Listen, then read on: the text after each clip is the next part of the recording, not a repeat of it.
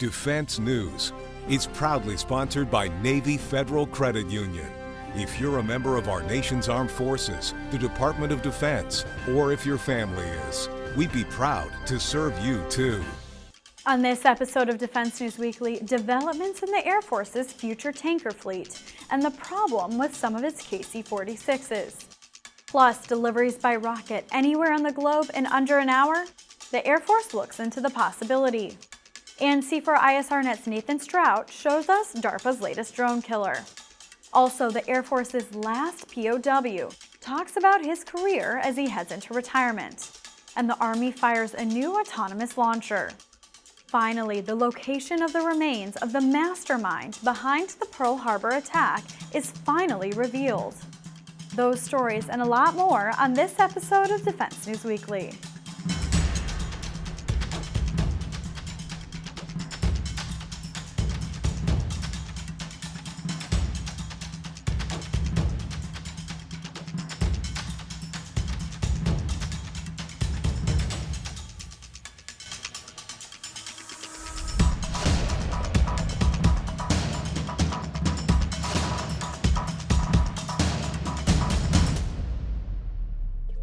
Welcome back to Defense News Weekly. I'm Andrea Scott.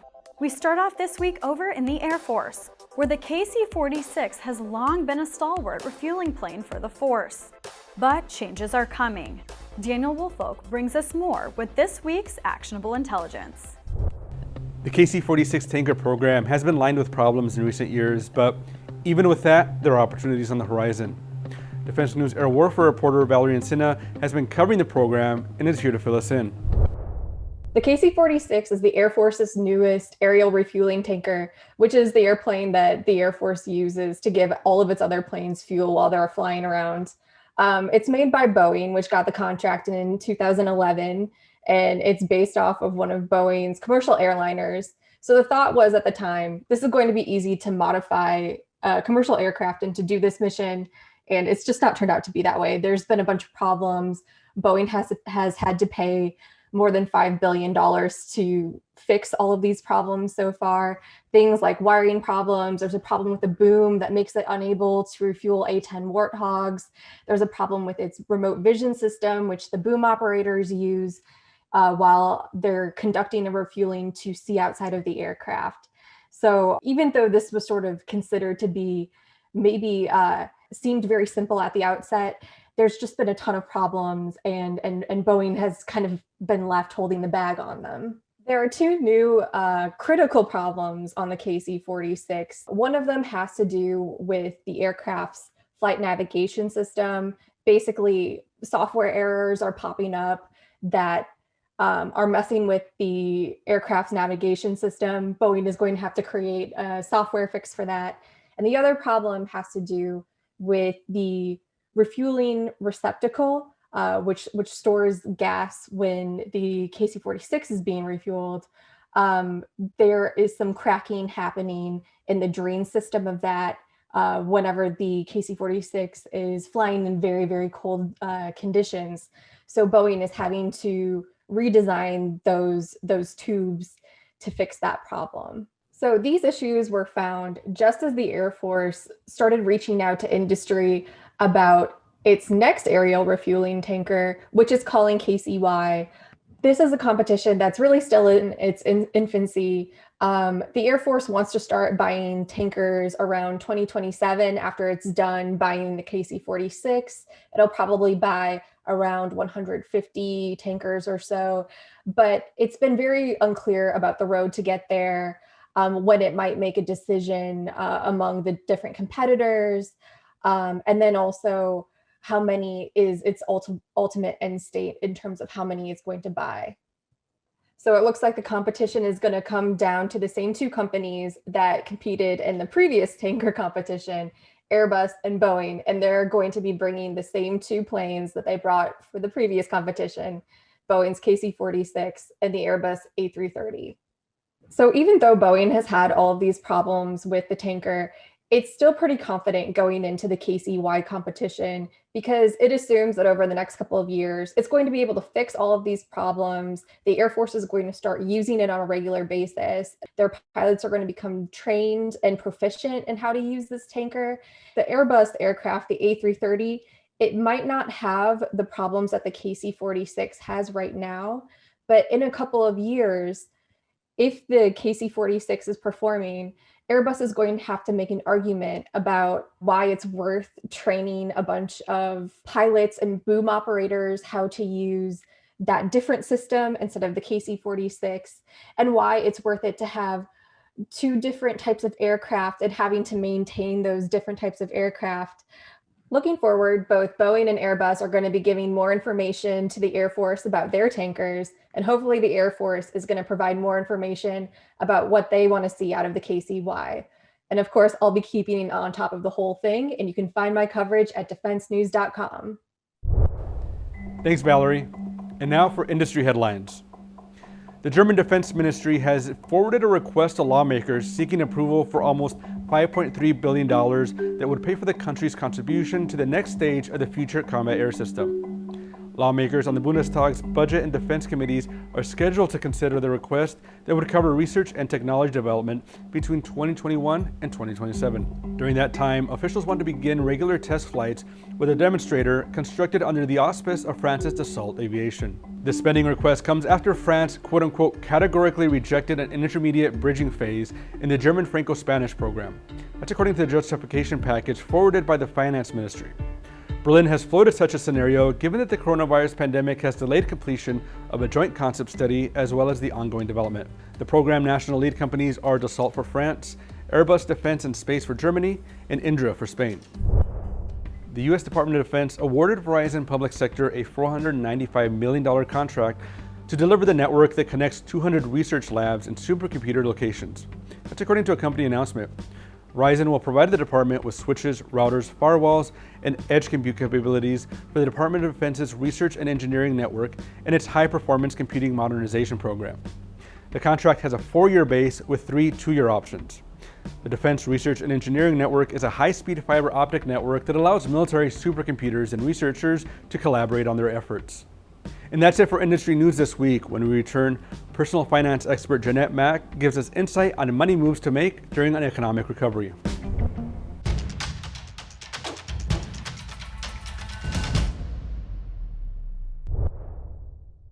Welcome back. Developing new tech is a key initiative across the military. Each branch is always looking to outdo the competition, and the Air Force is cooking up a doozy: worldwide delivery of tons of cargo in under an hour. C4ISRNet's Nathan Strout is here with the latest on the Rocket Cargo Initiative and a DARPA drone killer that uses streamers to knock out small UAVs.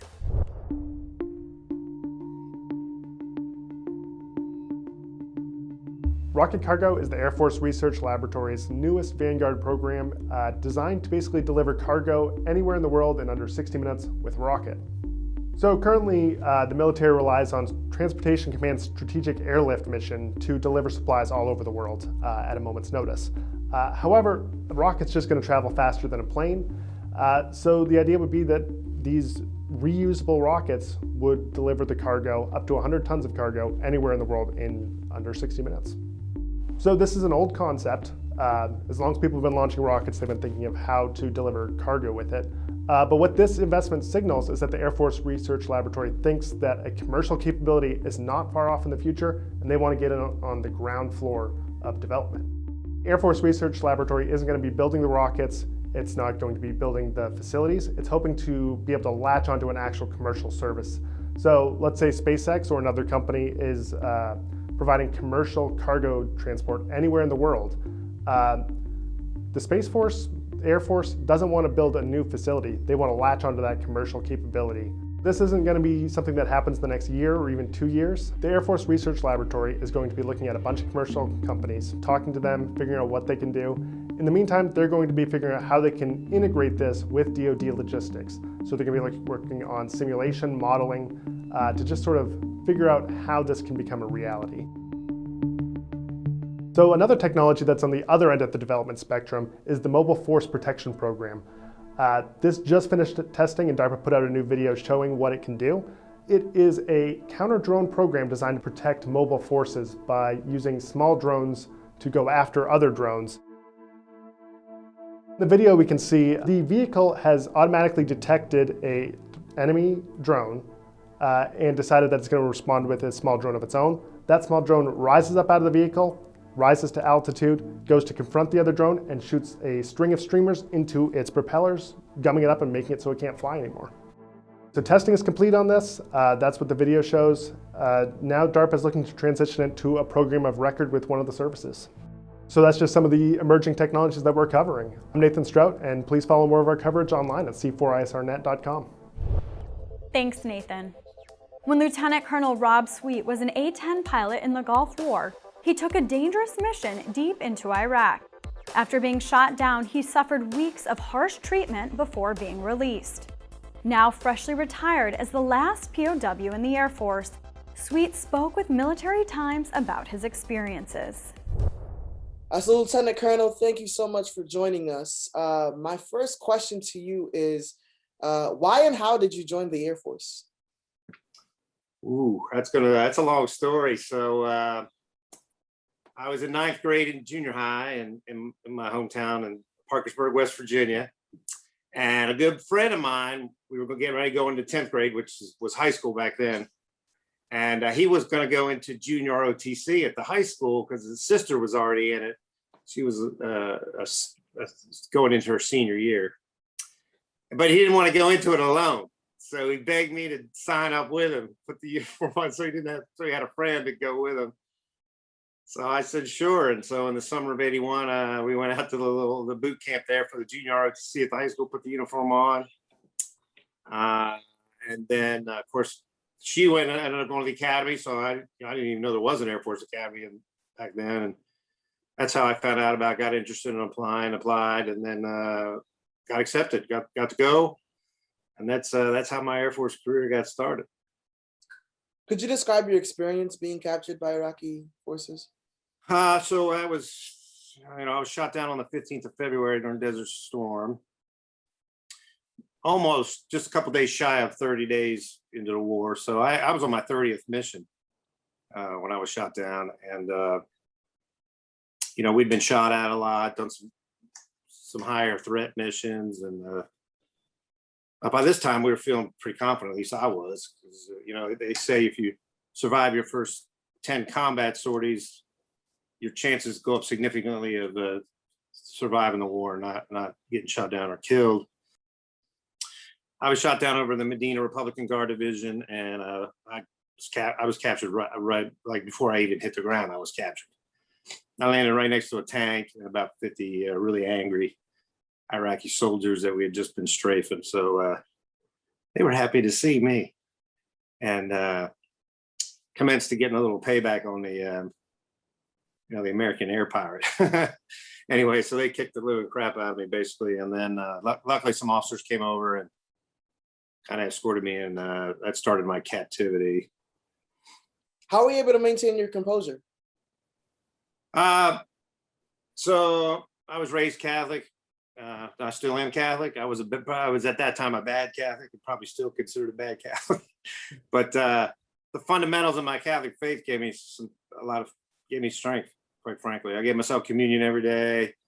Interesting enough, and I know in today's world it's probably about PC to talk about faith and religion in uniform, but it quite frankly saved my life.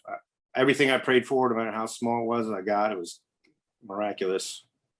What does it mean to you to be the last prisoner of war? I think that's a good thing, actually. Means we haven't had, being a POW is not fun. And it's obviously to the individual involved, it's horrible. And then but it's also bad for the war effort in a lot of ways, because you're a free source of propaganda to the bad guys. You're also a source of intel. You're a bargaining chip at the armistice table. If they don't have that, that's one less chip they have. And I worry about scenarios where in today's world, right? Because the internet, back in '91, there was no Facebook or social media or even really an internet hardly. Now you get captured. Bad guys are gonna know everything about you. What advice would you give to other airmen based on your experience? Realize what you're doing. I mean, the Air Force throws you a lot of benefits, right? Education benefits, health benefits, all that. But you're there to serve the country, not to serve yourself. And I tell officers this, especially officers that tend to stay in, it's not all about you or your career, really. It's about the mission and the country. The 810 is coming to a close. I see you wearing your 810 patch right there. Yeah, and I got my squadron packed to the Nice. Vanguard. Nice. Yeah, the Air Force has tried to kill her a bunch of times. We're still here. Well, what do you Like think about the Air Force bad. getting rid of the plane, though? What do you think about that? But there's countless stories, Jesse, of guys that were in the Army on the ground in Iraq or Afghanistan or Desert Storm, and then find out you fly the A-10, or somebody that flies the A-10. Man, that plane saved my life. I mean, countless stories like that. What greater mission? I mean, there's a lot of good missions in the Air Force, a lot of great missions, right? But to support the guys that are kicking in doors, that could be booby trapped with M16s, and giving them, hey, the hogs are here, because the bad guys scared to death of the A-10. I mean, they've called the A-10, cross of death, devil's cross. Whenever the A-10s would come overhead in Afghanistan, man, the bad guys take off. They're done doing whatever they're doing. They're out. So that's what's kept us around all these years, quite frankly, because it gained a lobby of Congress. People called their congressman and said, what are we getting rid of that for? Anyway, I wish they would build some new ones. That's probably not realistic because they are old. I mean, when I was flying as a lieutenant, they were 10 years old. Now they're 40 years old. That's pretty old for a tactical airframe, but I don't see anything capable of doing what it can do still. Thanks, Jesse. In other news around the military, the Navy recently put the aircraft carrier Gerald R. Ford through shock trials at sea. The exercises are intended to make sure the ship can withstand battle conditions. And the results are volcanic, the Ford has had a checkered history of maintenance and other performance problems, but the full ship shock trials went forward June 18th. The last carrier to undergo the trials was the Theodore Roosevelt in 1987. Finally, an Associated Press investigation found that nearly 2,000 military firearms have been lost or stolen in the past decade. I think it's frightening, the idea that on our military base, a weapon could in fact be stolen, and then that weapon could end up on an urban center anywhere in the United States. About 1,900 pistols, machine guns, and automatic assault rifles vanished from armories, warehouses, warships, and other locations. Some ended up being used in violent crime. The report said everything from unlocked doors and faulty security cameras to sleeping troops were at fault for the lost and stolen weapons. No matter what system you put in place, you still have a person on the other side that if they know the system and they know how to beat the system, then there's going to be some vulnerability in the system. That's it for your military news this week. When we come back, Navy Federal Credit Union personal finance expert Jeanette Mack delivers her latest tips. And later, the mystery of what happened to the remains of a Japanese war criminal is solved.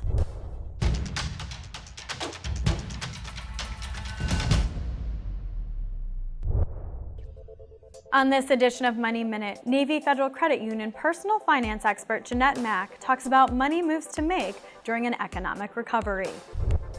As the economy starts to recover, you may be wondering how you can get or stay in great financial shape in the days and months ahead. The pandemic put a strain on many households, and with prices rising on things we need daily, it's a good time to take stock of your money management. No matter what's happening in the economy, it's always a good idea to cut back on non-essential spending. This is where you can find those extra coins to put away in savings, especially if you've been relying on it to carry you throughout the year. Now's the time to start replenishing your emergency fund. Then you can prioritize paying down your existing debt, especially if you've taken on more to keep yourself afloat. Your game plan is to pay off high-interest debt first, then rework your budget to keep debt low and savings high every month. If you've got it in your budget to increase your spending now that market conditions are improving, that's great. Just don't let the excitement of over-shopping lead to overspending. Bottom line, always know where your money goes. This is the key to reaching those long-term financial goals. So when the economy fully recovers, you'll be in great shape for whatever comes next. Thanks, Jeanette. We'll see you next week. To get more coverage, check out our headlines online at Army, Navy, Air Force, and Marine Corps Times.com and DefenseNews.com, as well as our social channels on Facebook, Twitter, and YouTube. To get all the latest stories in your inbox every weekday, sign up for our early bird brief. And check out our live events at DefenseNews.com/events. And when we come back, the mystery of what happened to the ashes of executed war criminal Hideki Tojo, the architect of the Pearl Harbor attacks.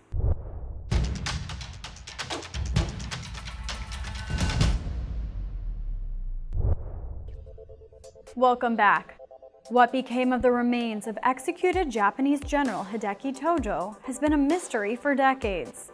Tojo was prime minister throughout much of World War II and was one of the main architects of the attack on Pearl Harbor.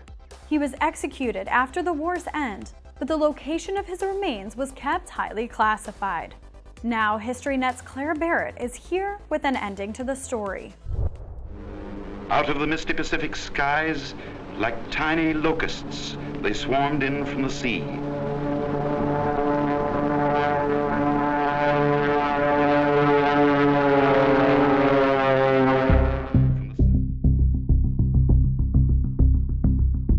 General Hideki Tojo was a general in the Japanese army, elevated to the Prime Minister of Japan. He was the Prime Minister until he was forced out in 1944. He was the face of Japanese imperialism in the US and also the mastermind behind Pearl Harbor, the preemptive strike against the US.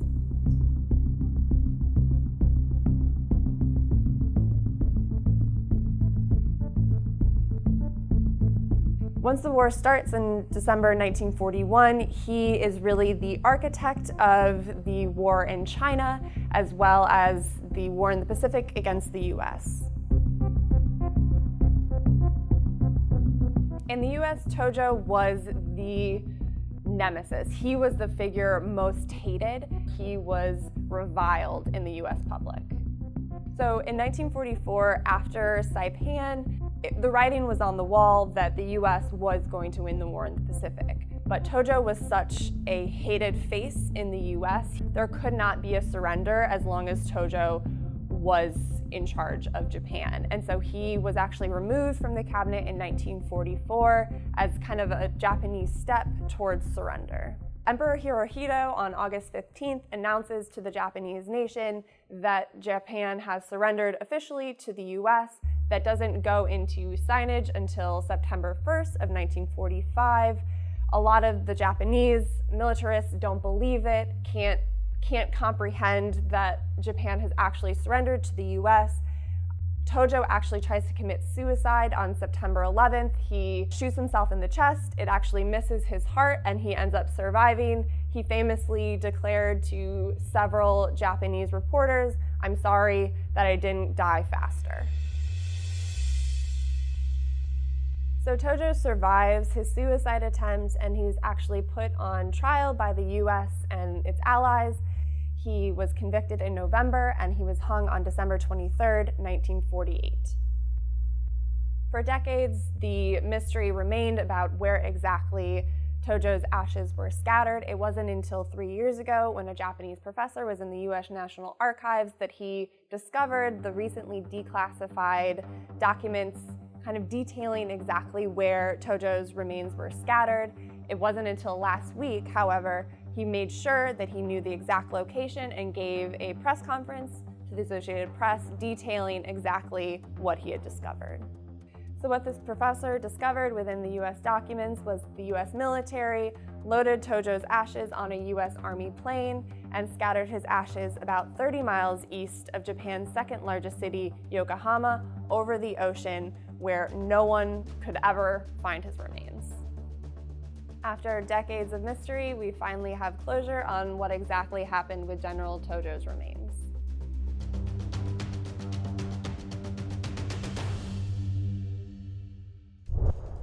Thanks, Claire. That's all we have time for this week. Please visit us on militarytimes.com and defensenews.com for more coverage. Thank you for joining us, and we'll see you next week.